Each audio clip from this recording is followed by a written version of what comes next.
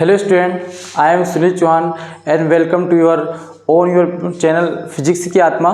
तो बच्चों आज हम क्लास 12th केमिस्ट्री का बहुत ही इम्पोर्टेंट टॉपिक पढ़ने वाले हैं, नॉर्मलिटी एंड फॉर्मेलिटी। इससे पहले हमने मोलरिटी के बारे में बात किया था, सेम वैसा ही टॉपिक है ना, ज़्यादा डिफरेंस इसमें है नहीं। तो देखिए नॉर्मलिटी क्या होती है। तो normality of a solution is defined as the number of gram equivalents. Okay, यहाँ पर क्या बात होगी, ग्राम इक्विवेलेंट्स ऑफ सोल्यूट। अभी तक हम क्या ले रहे थे, मोलिकुलर मास ऑफ सोल्यूट ले रहे थे, है ना, मोलिकुलर मास ले रहे थे।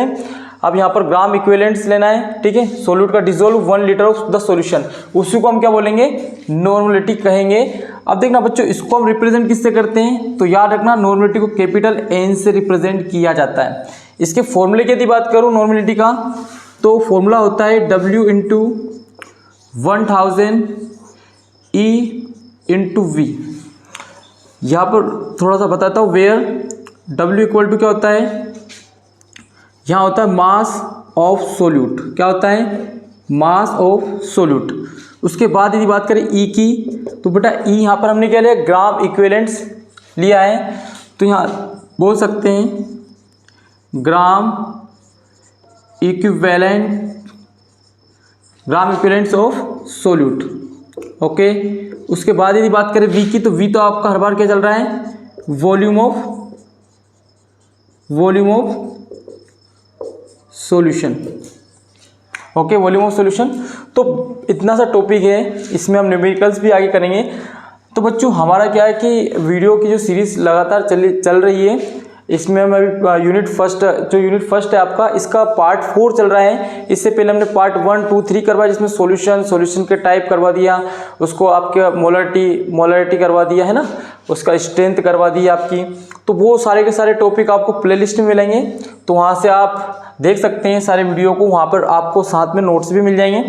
तो बच्चों नॉर्मलिटी जो होती है आपकी, इतना सा टॉपिक है। अब देखो थोड़ा सा मैंने यहाँ पर फॉर्मेलिटी साथ में लिखा हुआ है, तो देखना दोनों में थोड़ा सा डिफरेंस है। जैसे नॉर्मलिटी है वैसे यहाँ पे क्या जाएगा आपका फॉर्मेलिटी। यदि मैं लिख दूँ formality of a solution is defined as the number of gram formula mass, यहाँ पे यदि हम लिख दें gram formula mass of solute, बस इतना से यदि हम चेंज करते हैं, तो gram formula mass of solute dissolve in 1 litre of the solution, उसी को हम क्या कहेंगे, फॉर्मेलिटी कहेंगे। फॉर्मेलिटी को कैपिटल F से रिप्रेजेंट करते हैं। ओके, मैं यहाँ पे क्या कर रहा हूँ, नॉर्मलिटी को फॉर्मेलिटी में चेंज कर दिया मैंने। नॉर्मलिटी को किस में कर दिया, फॉर्मेलिटी में। तो फॉर्मेलिटी की डेफिनेशन ही हो जाएगी, यहाँ पे F हो जाएगा आपका। ओके, ये आपका FM रहेगा। देखो मैंने कंपेयर करके मैं हर बार बोलता हूँ, जो चीज़ कंपेयर हो सकती है तो कंपेयर में वो आसानी से आपको याद रहती है, इसलिए मैं आपको कंपैरिजन टाइप पढ़ाता हूँ, तो वो चीज़ें आपको लॉन्ग टाइम तक हमेशा माइंड में रहती हैं।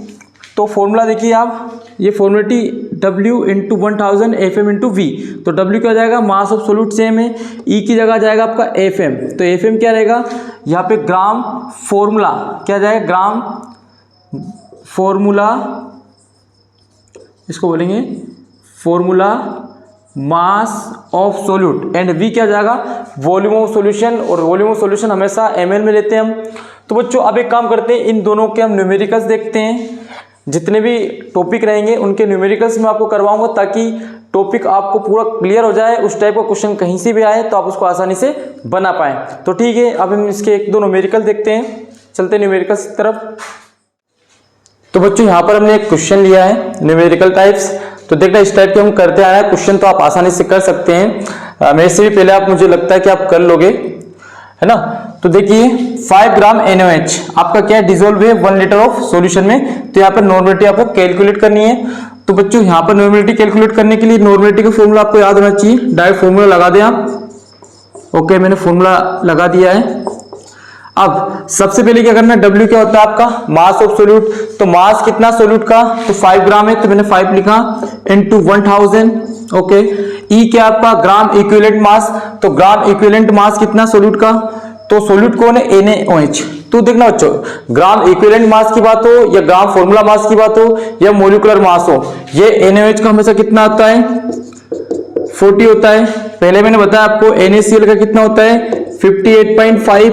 ओके, याद रखें आप। H2O का आपका 18, और ग्लूकोज का होता है 180, और यूरिया का कितना होता है मैंने निकालना भी आपको बताया था, कितना होता है 60। तो ये 5 टॉपिक आप याद रखें, है ना। ये मॉलिक्यूल्स आपके सारे के सारे, तो इन कंपाउंड का आपको याद रखना है। यहाँ पे NaOH आया तो NaOH के लिए कितने लेंगे 40।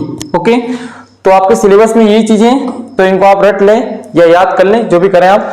इनटू आपका नेक्स्ट क्या है यहाँ पर, V वॉल्यूम कितना है यहाँ पर, वॉल्यूम इसमें 1 लीटर दे रखा है, तो 1 लीटर का मतलब होता है 1000।